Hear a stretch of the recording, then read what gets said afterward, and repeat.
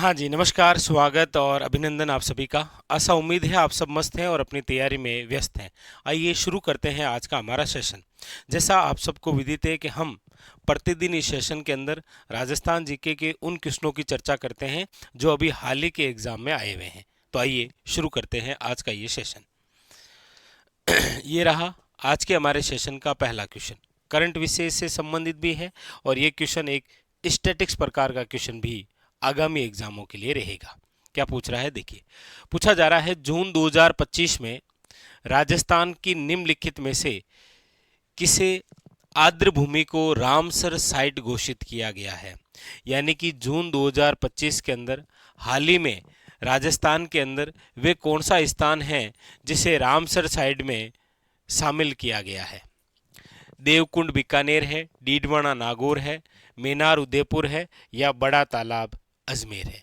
देखिए, हम चर्चा करते हैं हमारे राजस्थान के कौन से ऐसे स्थल हैं जो रामसर साइट में शामिल हैं।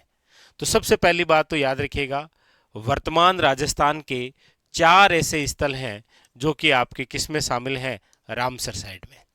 4 स्थल कौन कौन से हैं, तो आप कहेंगे सर सबसे पहला स्थल तो है केवलादेव गन्ना पक्षी विहार, याद रखिएगा भरतपुर, एक तो ये है। दूसरा जो है वो है आपके, याद रखिएगा, सांबर झील। सांबर झील जो कि आपके कहाँ पर है, तो याद रखिएगा जयपुर। और अभी हाल ही के अंदर यानी कि जून 2025 में हमारे राजस्थान के 2 और जो स्थल हैं उनको भी किस में शामिल कर लिया गया है, रामसर साइड में। तो 2 तो ये हो गए केवलादेव और कौन सा, सांबर। और 2 अभी हाल ही में शामिल हुए, कौन कौन सा, एक तो हुआ है, याद रखिएगा, खिंचन गांव। खिंचन गांव जो वर्तमान फलोदी जिले में आता है, और फलोदी किससे अलग हुआ था, तो आप सब जानते हैं जोधपुर। ये जो खिंचन गांव है, याद रखिएगा, ये किसके लिए प्रसिद्ध है, तो कुरजा के लिए। और दूसरा जो गांव रामसर साइड में शामिल हुआ वो है मेनार गांव, जो कि आपके कहां पर है, उदयपुर में। तो अब हाल में याद रखेंगे कि आपको यदि ऐसा क्वेश्चन आए कि राजस्थान में कुल कितने स्थल जो हैं वो रामसर साइड में शामिल हैं, तो याद रखेंगे 4। कौन कौन से, केवलादेव। अच्छा, जो राजस्थान का पहला स्थल है केवलादेव, इसको शामिल कब किया गया था, तो याद रखिएगा 1981 में। सांबर को शामिल कब किया गया था, तो याद रखिएगा 1990 में। और ये जो खिंचन और मेनार गांव हैं इनको शामिल किया गया है जून 2025 के अंदर। तो यही क्वेश्चन था कि किसे रामसर साइड में शामिल किया गया। यहाँ पर जो ऑप्शन नंबर है वो क्या है, सी इज करेक्ट आंसर, मेनार गांव उदयपुर। आगामी एग्जामों के लिए भी ये करंट विषय से संबंधित क्वेश्चन भी रहेगा और स्टैटिक्स के हिसाब से भी इंपॉर्टेंट रहेगा। ठीक है, चलिए आगे।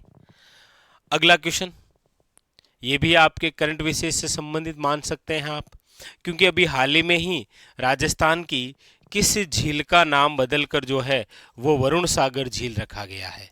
यानी कि राजस्थान की ऐसी कौन सी झील जिसका नाम बदलकर क्या कर दिया गया है, वरुण सागर झील। तो आपके सामने है नक्की झील, संबंध झील, फोय सागर झील या कायलाना झील। तो आप कहेंगे सर वरुण सागर झील, जिस झील का नाम हुआ है वो है फोय सागर झील। और ये जो फोय सागर झील है ये आपके कौन से जिले में, तो याद रखिएगा अजमेर के अंदर। अजमेर में एक तो याद रखेंगे फोय सागर झील का नाम बदलकर क्या किया गया था, वरुण सागर झील। और एक और याद रखिएगा, अजमेर के अंदर एक आरटीडीसी होटल है जिसका नाम हुआ करता था खिदमत या खादिम, इस प्रकार से नाम आप सुनते हैं। इसका नाम बदलकर भी क्या कर दिया गया है, याद रखिएगा अजय मेरू होटल। तो एक तो ये भी नाम बदला है, याद रखेंगे। आरटीडीसी होटल जो अजमेर में हुआ करती थी खादिम, उसे क्या कर दिया गया है, अजय मेरू होटल।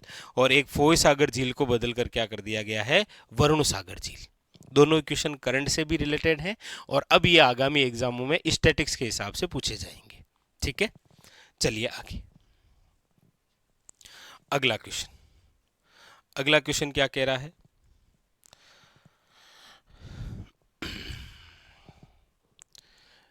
लीजिए।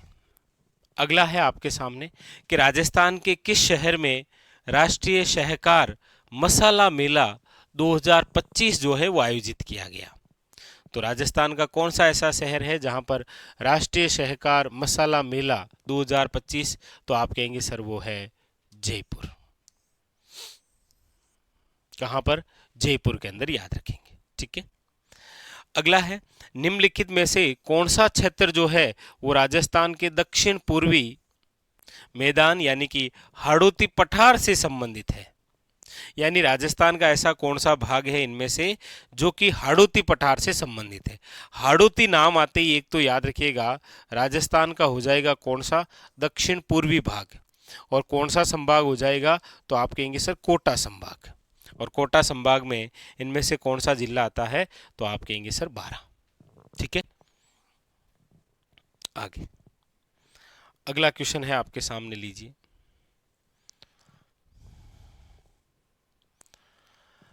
अगला क्वेश्चन पूछा जा रहा है कि राजस्थान की रेगिस्तानी मिट्टी में निम्नलिखित में से कौन सा तत्व उच्च मात्रा में पाया जाता है। इनमें से कौन सा ऐसा तत्व है जो रेगिस्तानी मिट्टी के अंदर? देखिए, राजस्थान में मिट्टी की बात करते हैं तो एक तो सर्वाधिक पाई जाने वाली मिट्टी कौन सी है? राजस्थान में सर्वाधिक मिट्टी तो याद रखिएगा वो है आपके रेतीली या फिर इसे आप कहते हैं बलुई मिट्टी। लेकिन याद रखिएगा पूछा जाए राजस्थान में सर्वाधिक उपजाऊ मिट्टी कौन सी है, तो आप याद रखेंगे वो है जलोढ़। यहाँ पर पूछा जा रहा है कि जो रेगिस्तानी मिट्टी है उसमें उच्च तत्व जो है वो कौन सा पाया जाता है, तो याद रखिएगा कैल्शियम कार्बोनेट। यानी ऑप्शन नंबर जो है वो क्या है आपके सामने? B is a correct answer. ठीक है, चलिए यहीं पर अगला क्वेश्चन है। पूछा जा रहा है भारत की जनगणना। देखिए, जनगणना बहुत इंपॉर्टेंट, जनगणना से संबंधित एक कैप्सूल लेकर आएंगे जहां एक ही सेशन के अंदर पूरी जो जनगणना है उसके बारे में वाक्य सहित हल करेंगे। ठीक है, तो भारत की जो जनगणना है 2011 के अनुसार राजस्थान के किस जिले में ग्रामीण जनसंख्या का जो प्रतिशत है वो शहरी जनसंख्या के मुकाबले सबसे अधिक है? तो वो है आपके कौन सा? याद रखिएगा डूंगरपुर। ऑप्शन नंबर क्या है? ए इज ए करेक्ट आंसर। अगला क्वेश्चन है, पूछा जा रहा है राजस्थान में गर्मियों के दौरान चलने वाली गर्म शुष्क धूल भरी हवाओं निम्नलिखित में से किस शब्द का उपयोग किया जाता है? अब देखिए, राजस्थान के अंदर गर्मियों के दौरान चलने वाली शुष्क और जो गर्म पवनें होती है उसे आप क्या कहते हैं? याद रखिएगा उसे आप कहते हैं लू। और सर्वाधिक पश्चिमी राजस्थान, याद रखिएगा, इंपॉर्टेंट। अगला, केवलादेव गन्ना राष्ट्रीय उद्यान निम्नलिखित में से किस क्षेत्र में स्थित है? अब केवलादेव पूछा है, आप कहेंगे सर यहां पर थोड़ा सा कंफ्यूजन नहीं हो। देखिए, केवलादेव नेशनल पार्क पूछे तो वो है, याद रखिएगा, भरतपुर में। कहां पर है? भरतपुर में। और केला देवी वन्य जीव अभ्यारण्य पूछे तो याद रखिएगा वो है करौली में। तो ये केवलादेव है और याद रखिएगा ये केला देवी है। ठीक है, तो यहां पर ऑप्शन नंबर जो है वो क्या हो जाएगा? C is correct answer. लीजिए अगला है आपके सामने।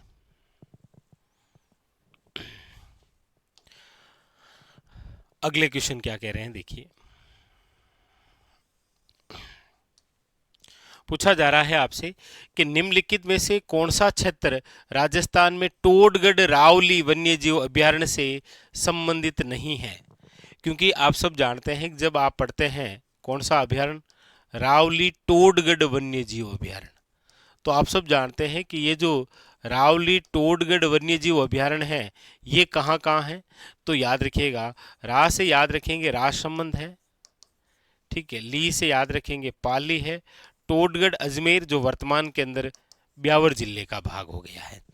तो राजसमंद में है, पाली में है, अजमेर में है, कहाँ पर नहीं है? याद रखिएगा झुंझुनू में। ठीक है, यही देख लेते हैं अगला क्वेश्चन। अगला क्या कह रहा है? अगला पूछा जा रहा है कि निम्नलिखित में से राजस्थान की सबसे बड़ी कृत्रिम झील कौन सी है? राजस्थान की सबसे बड़ी जो कृत्रिम झील है, याद रखिएगा ये देश की दूसरी सबसे बड़ी कृत्रिम झील है। हम जिसे राजस्थान की सबसे बड़ी कृत्रिम झील के रूप में पढ़ते हैं ना, ये देश की दूसरी सबसे बड़ी कृत्रिम झील है, याद रखेंगे। पहली गोविंद सागर झील है देश की, तो ये राजस्थान की तो सबसे बड़ी है, लेकिन याद रखिएगा देश की सेकंड सबसे बड़ी क्या है, कृत्रिम झील। और ये कौन सी झील है, तो आप कहेंगे सर ये है जयसमंद झील। जयसमंद झील जो कि आपके कौन से जिले में, उदयपुर, लेकिन वर्तमान के संदर्भ में आप देखेंगे तो ये जिस जिले का भाग है वो है सलूम्बर। ठीक है, याद रखेंगे आप।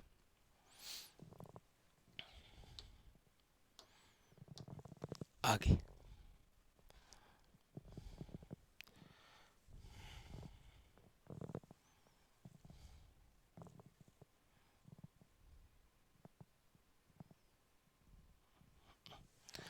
लीजिए, क्या पूछा जा रहा है, देखिए। पूछा जा रहा है निम्नलिखित में से वह महत्वपूर्ण शासक कौन थे जिसे चित्तौड़ में गुहिल राजवंश की पुनः स्थापना का श्रेय दिया जाता है। यानी कि आप जब मेवाड़ रियासत पढ़ते हैं तब आप पढ़ते हैं कि चित्तौड़ पर आक्रमण होता है 1303 के अंदर, किसका, अलाउद्दीन खिलजी का। 1303 से लेकर 1326 तक जो है वो चित्तौड़ पर आक्रमण रहता है बाहरी लोगों का।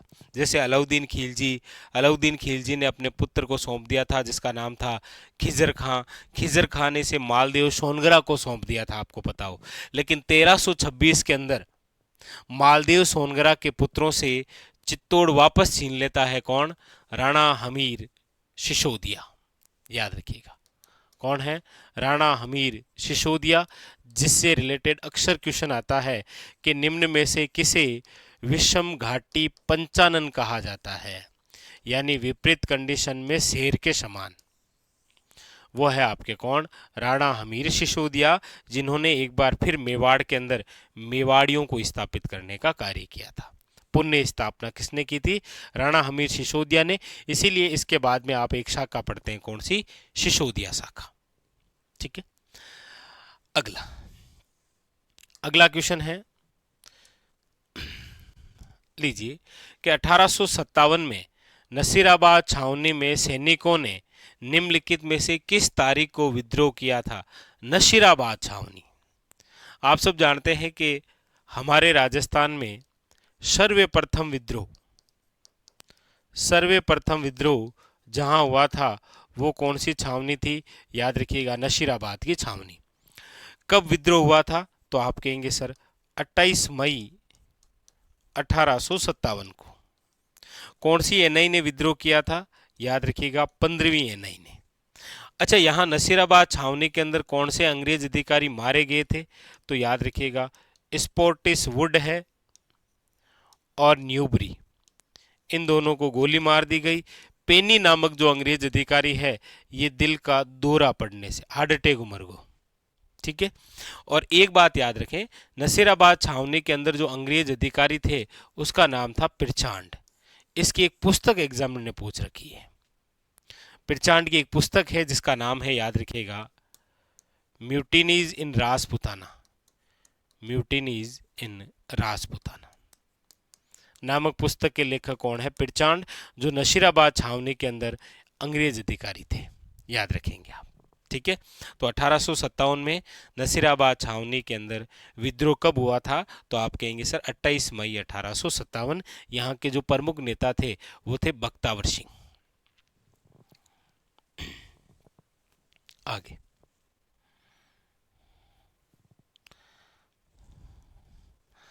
अगला है आपके सामने, पूछा जा रहा है आपसे कि 30 मार्च 1949 को घटित जो वृहत राजस्थान, इसी वृहत राजस्थान को याद रखिएगा कहा जाता है ग्रेटर राजस्थान। ग्रेटर राजस्थान के प्रथम जो मंत्रिमंडल है का नेतृत्व किसने किया था, तो आप सब जानते हैं 30 मार्च। इस दिन एक दिवस मनाते हैं, कौन सा, राजस्थान दिवस, क्योंकि इस दिन राजस्थान की सबसे बड़ी बड़ी जो रियासतें थी उनका राजस्थान एकीकरण के तहत क्या हो गया था, विलय।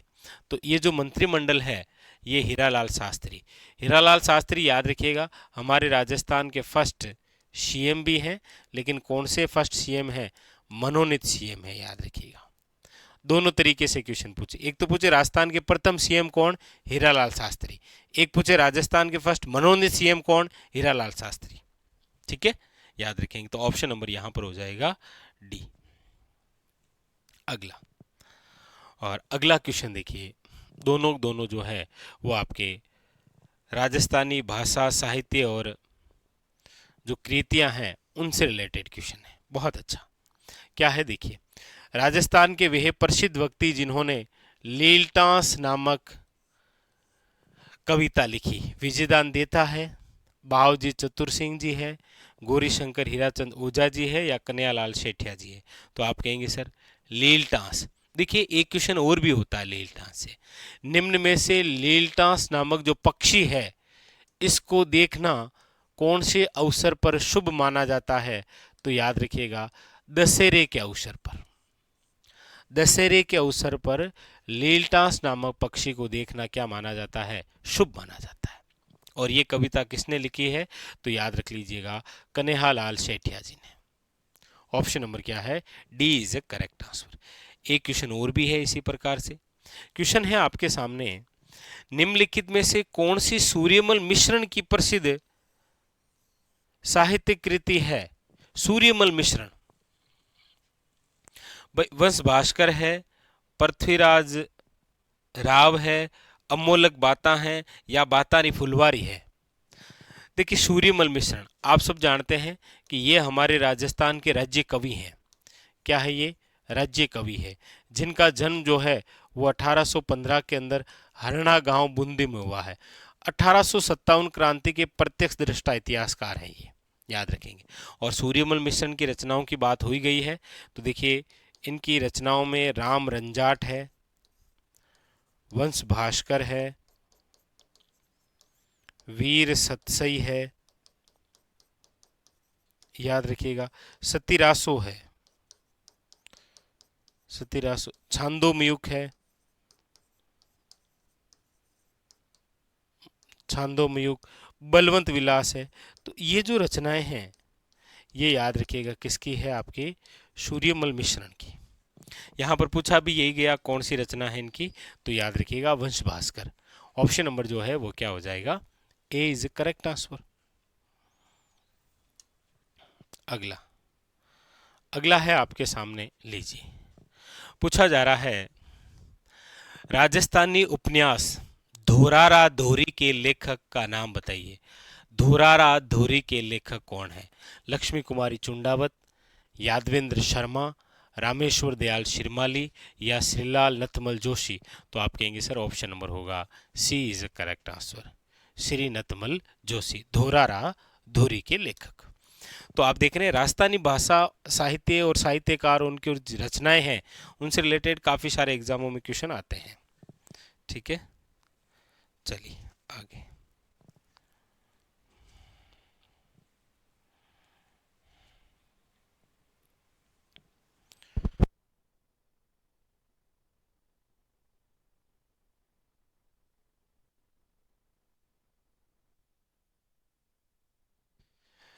लीजिए अगला क्वेश्चन, अगला क्या कह रहा है देखिए, पूछा जा रहा है आपसे, हाँ, राजस्थानी भाषा में काव्य रूप में उपलब्ध संतों का जीवन चरित्र इस प्रकार जाना जाता है।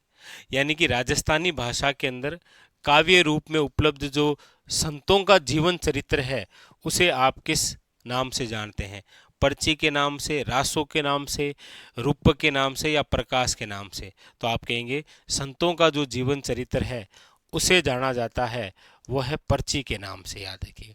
जैसे संत रैदास की पर्ची, कबीर की पर्ची। तो ऑप्शन नंबर क्या हो जाएगा, ए इज ए करेक्ट आंसर। ठीक है, पहला क्वेश्चन पूछा जा रहा है आपसे,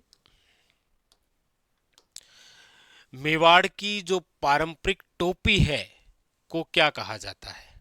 टोपी सिर ढकने का एक वस्त्र होता है, तो मेवाड़ की जो पारंपरिक टोपी है उसको क्या कहते हैं। ऑप्शन नंबर ए है कांचली, बी है कुल्हा, सी है टोपी, डी है साफा या पगड़ी। तो आप कहेंगे सर मेवाड़ की जो पारंपरिक टोपी है यानी सिर ढकने का जो वस्त्र है उसे आप कहते हैं साफा या फिर पगड़ी। पगड़ी आप सब जानते हैं कि हमारे राजस्थान में मान, सम्मान और प्रतिष्ठा का सूचक है।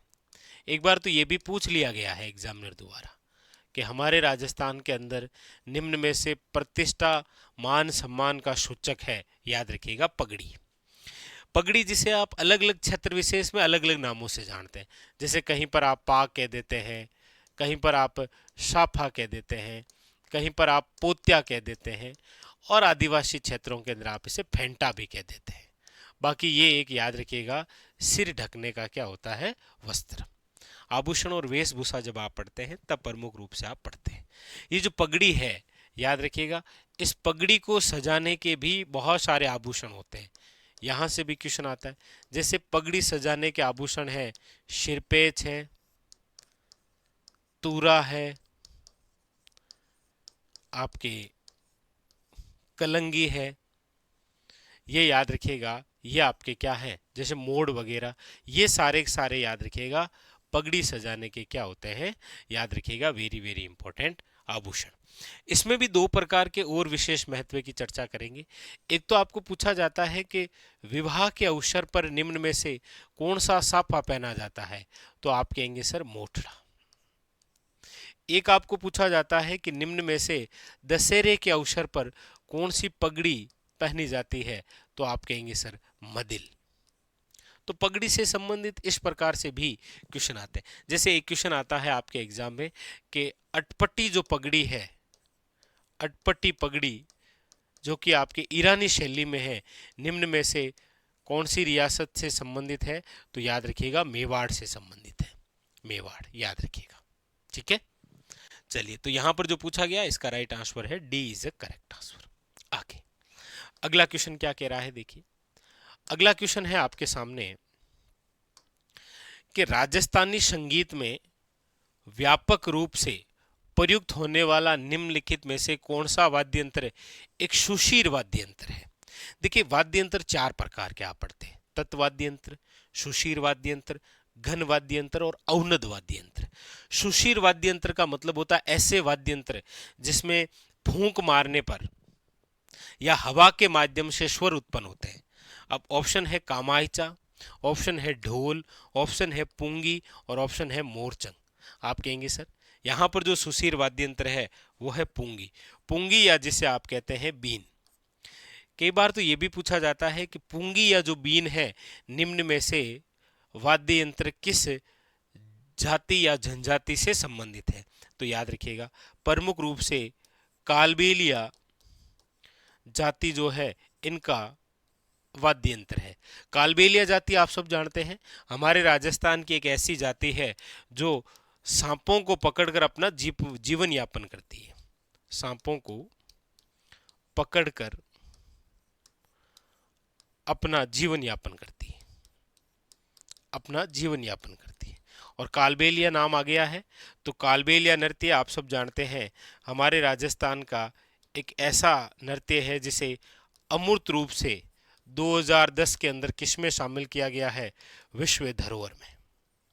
और अभी हाल ही में आपको पता ही है कालबेलिया नृत्य की जो प्रसिद्ध नृत्यांगना है गुलाबो, बहुत ज़्यादा चर्चा में, मतलब इनकी जीवन कथा जो है वो चर्चा में है।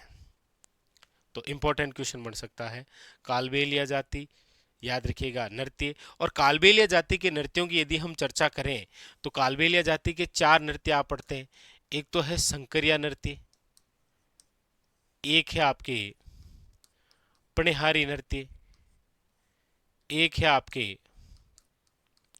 बांगड़िया नृत्य और एक है आपके, याद रखिएगा, इडोनी नृत्य। तो ये कालबेलिया जाति के क्या है, चार नृत्य भी आप पढ़ते हैं इस प्रकार से। ठीक है, तो यहां पर जो पूछा गया सुशीर वाद्य यंत्र कौन सा है, तो याद रखिएगा पुंगी या फिर बीन। आगे बढ़े, अगला क्वेश्चन है आपके सामने, लीजिए ये दो और इंपॉर्टेंट क्वेश्चन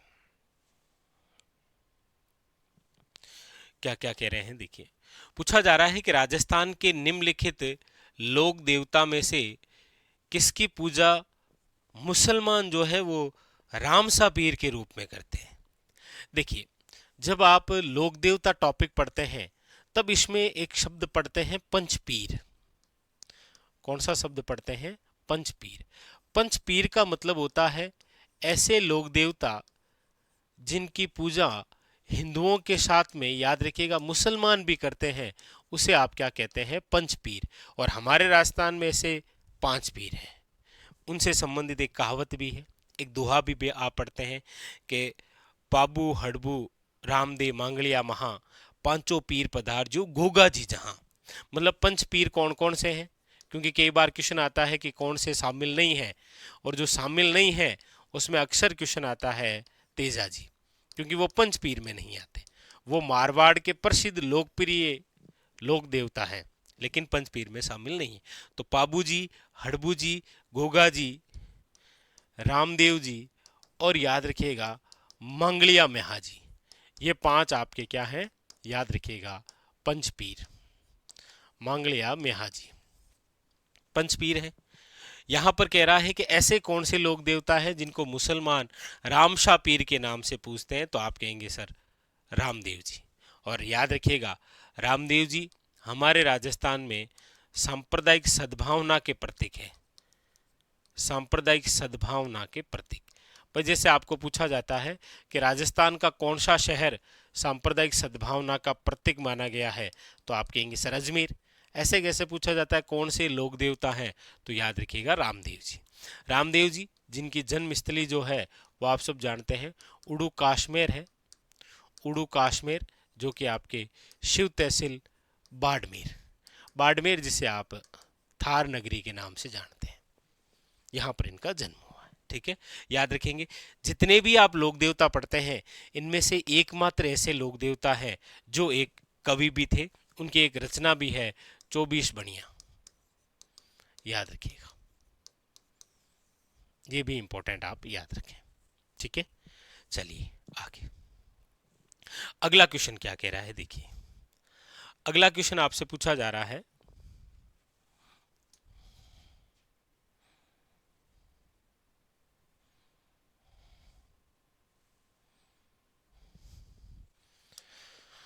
कि राजस्थान के निम्नलिखित में से किस क्षेत्र में कजली तीज जो त्योहार है या महोत्सव विशेष रूप से भव्यता के साथ मनाया जाता है? देखिए तीज की बात आती है तो अक्सर मैं चर्चा करता हूं कि तीज महोत्सव जो है यहाँ पर राजस्थान में 2 तीज है। कौन सी? एक तो है आपरे छोटी तीज और एक है याद रखिएगा बड़ी तीज। छोटी तीज जो है वो आती है श्रावण माह में और ये आती है श्रावण शुक्ल तृतीया को। बड़ी तीज जो है ये आती है आपके भाद्रपद कृष्ण तृतीया को। छोटी तीज जो है याद रखिएगा इसे आप कहते हैं हरियाली तीज, और बड़ी तीज जो है इसे आप कहते हैं कजली तीज। छोटी तीज जो है ये प्रसिद्ध है आपके कहाँ की? जयपुर की। बड़ी तीज जो है वो कहाँ की प्रसिद्ध है? तो बूंदी की। ये लीजिए, अब जैसे भी क्वेश्चन पूछे आप इसका आंसर दे दीजिए। आपको क्या पूछा? आपको पूछा कजली तीज। कजली तीज बड़ी तीज है, और बड़ी तीज कहाँ की प्रसिद्ध है? आप कहेंगे सर बूंदी की। तो दोनों ही प्रकार के क्वेश्चन ध्यान रखें। हरियाली तीज, छोटी तीज, श्रावणी तीज भी कहते हैं क्योंकि श्रावण माह में आती है, तो ये भी खास है जयपुर की और ये है बूंदी की। ठीक है, आगे लीजिए अगले क्वेश्चन की चर्चा करते हैं। तो आपके सामने है राजस्थान में उस्ता कला। कौन सी कला के बारे में बात हो रही है? बात हो रही है उस्ता कला। उस्ता कला का मतलब आप सब समझ गए हैं कि ऊंट की खाल पर स्वर्णिम या फिर सोने की जो चित्रकारी की जाती है उसे आप क्या कहते हैं? याद रखिएगा उस्ता कला। ठीक है भाई, जैसे ये पानी की बोतल है, इस बोतल पर आपके ऊंट की खाल चढ़ा देते हैं और उसके बाद में फिर चित्रकारी करते हैं, उसे बोलते हैं आप क्या? उस्ता कला। उस्ता कला जो है वो कहाँ की फेमस है? याद रखिएगा बीकानेर की। इस कला का एक और भी नाम है, इसे आप बोलते हैं मुनवती कला। याद रखिएगा, क्या बोलते हैं? मुनवती कला।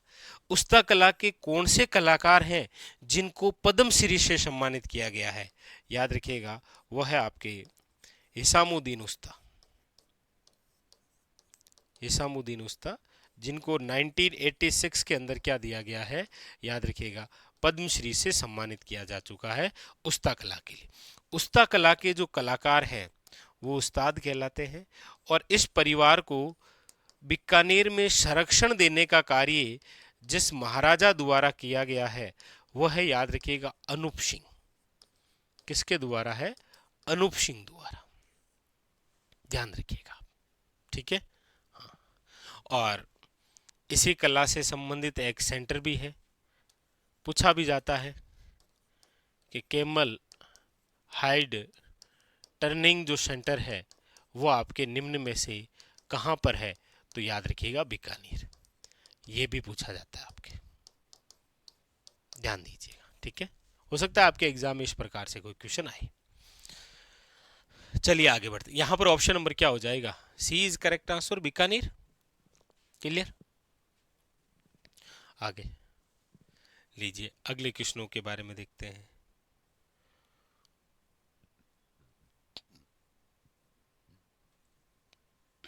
अच्छा, ये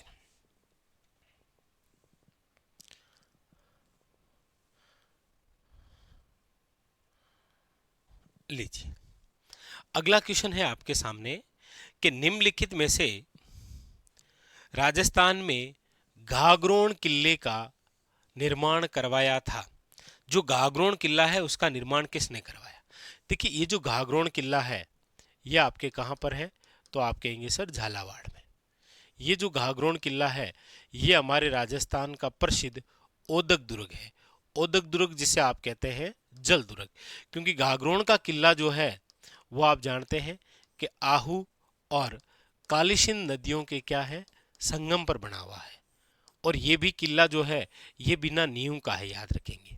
क्योंकि आप जब पढ़ते हैं तो आप ये जरूर पढ़ते हैं कि घाघरोण का जो किला है वो डायरेक्ट बना हुआ है डंग घंगधर उच्च भूमि पर। और जियोग्राफी की दृष्टि से भी क्वेश्चन आ जाता है कि हमारे राजस्थान में कौन से जिले का भूभाग जो है वो डंग घंगधर उच्च भूमि के नाम से जाना जाता है? तो वो है झालावाड़ में। याद रखिएगा।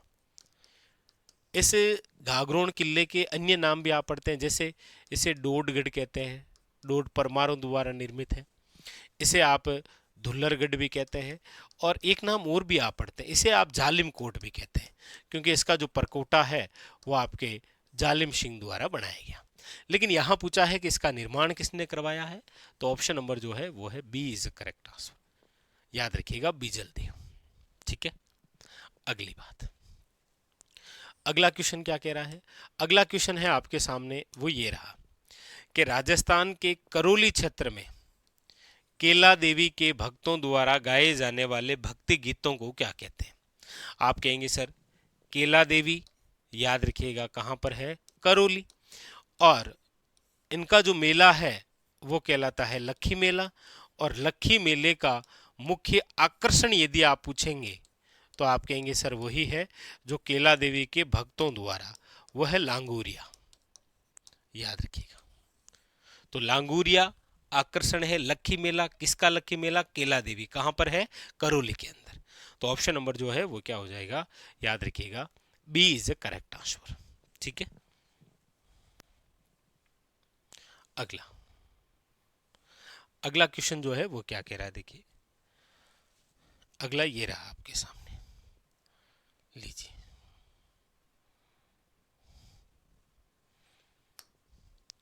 पूछा जा रहा है आपसे, देखिए, कि वालर नृत्य जो है वो राजस्थान के सिरोही क्षेत्र की निम्नलिखित में से किस जनजाति का एक प्रसिद्ध नृत्य है?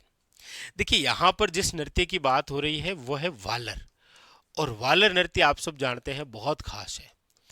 इसकी बहुत सारी बातें एग्जामिनर पूछता है। कई बार तो ऐसे भी पूछ लेता है कि निम्न में से कौन सा कथन जो है वो वालर नृत्य के बारे में सही नहीं है।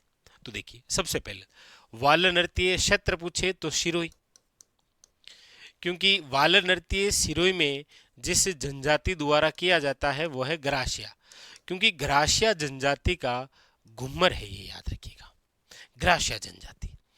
वाल नृत्य जो है ये एक ऐसा नृत्य है जो महिला और पुरुष दोनों मिलकर करते हैं, याद रखिएगा। पहली बात तो एक तो बात ये हो गई कि सिरोही क्षेत्र का है, दूसरा ग्रासिया जनजाति का है, तीसरी बात महिला व पुरुष मिलकर करते हैं, चौथी बात ये बिना वाद्य यंत्र का है, याद रखिएगा।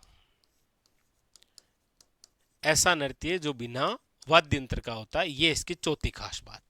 पांचवी बात याद रखिएगा, सबसे धीमी गति से किया जाने वाला नृत्य है।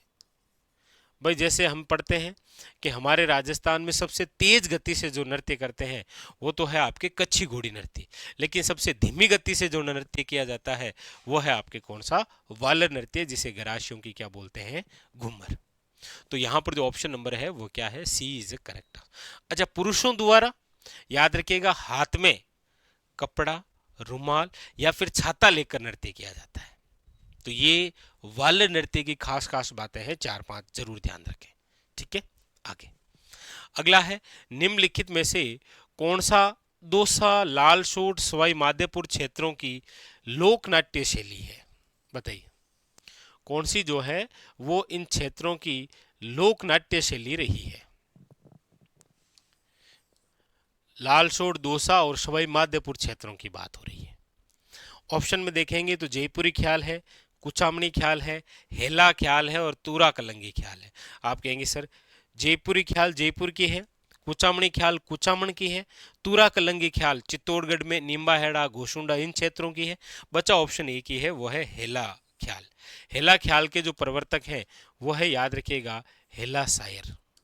हेला का मतलब होता है लंबी आवाज देना, लंबी आवाज।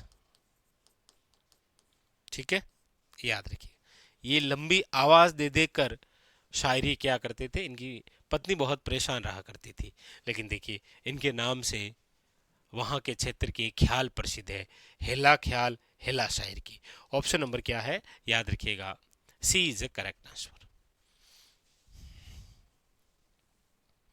अगला अगला है आपके सामने, लीजिए, पूछा जा रहा है निम्नलिखित में से कौन सा लोकनाट्य जो है वो आपके महाराजा प्रताप सिंह के शासनकाल के दौरान जयपुर में उत्पन्न हुआ था। रम्मत, आप कहेंगे सर रम्मत की आप बात करते हैं तो रम्मत तो पश्चिमी राजस्थान की है, जैसलमेर में शुरुआत हुई, वर्तमान में प्रसिद्ध बीकानेर की है। फिर है तमाशा, आप कहेंगे सर ये राजधानी है। तमाशा जो है याद रखिएगा कहाँ का लोकनाट्य है, जयपुर का लोकनाट्य, जिसकी शुरुआत किसके समय हुई है, याद रखिएगा प्रताप सिंह के शासनकाल में। बहुत अच्छा और इम्पोर्टेंट सा क्वेश्चन। एक तो जयपुर का तमाशा है और एक जयपुर के अंदर आप पढ़ते हैं जयपुरी ख्याल।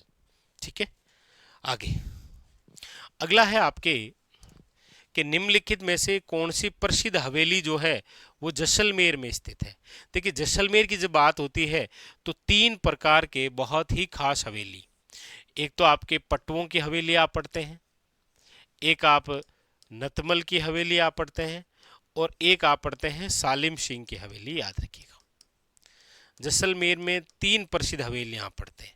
पट्टुओं की जो हवेली है ये याद रखिएगा विश्व प्रसिद्ध है नक्काशी और पत्थरों की जाली और कटाई के लिए। ये 5 मंजिला है, याद रखिएगा। इसका जो निर्माण है वो सेठ घुमानचंद बाफना ने करवाया है। कौन है, सेठ घुमानचंद बाफना। नतमल की जो हवेली है इसके जो कारीगर हैं वो है, याद रखिएगा, लालू वे हाथी। और कहते भी हैं कि नतमल की हवेली वे हवेली है जिसके कारीगरों के हाथ जो है वो ताजमहल के समान काट दिए गए थे। तो ये नतमल की हवेली, इसमें किसी भी शिल्प या कला का दोहराव नहीं है, शिल्प का दोहराव नहीं है, मतलब एक प्रकार की डिजाइन वापस नहीं है। और सालिम सिंह की हवेली को आप नौखंडी हवेली कहते हैं क्योंकि ये 9 खंड में थी, हालांकि वर्तमान के अंदर ये 7 खंड की ही है, 2 खंड ऊपर से उतार लिए गए। तो यहां पूछा गया जैसलमेर में स्थित है, तो आप कहेंगे सर पट्टुओं की हवेली, याद रखिएगा। ऑप्शन नंबर क्या है, सी इज करेक्ट आंसर। ठीक है, चलिए तो ये था आज का हमारा सेशन। जहां पर हमने इन सभी महत्वपूर्ण क्वेश्चनों के बारे में चर्चा की। ये वही क्वेश्चन है जो अभी आपके एग्जाम में आए हुए हैं। ठीक है, तो आपके एग्जाम के लिए बहुत खास होंगे, बहुत महत्वपूर्ण होंगे। चलिए फिलहाल आज के लिए इतना ही, मिलते हैं अगले सेशन में। तब तक के लिए मस्त रहिए, तैयारी में व्यस्त रहिए और लगातार अपनी पढ़ाई को इसी प्रकार से जारी रखिए। मिलते हैं, धन्यवाद आप सबका।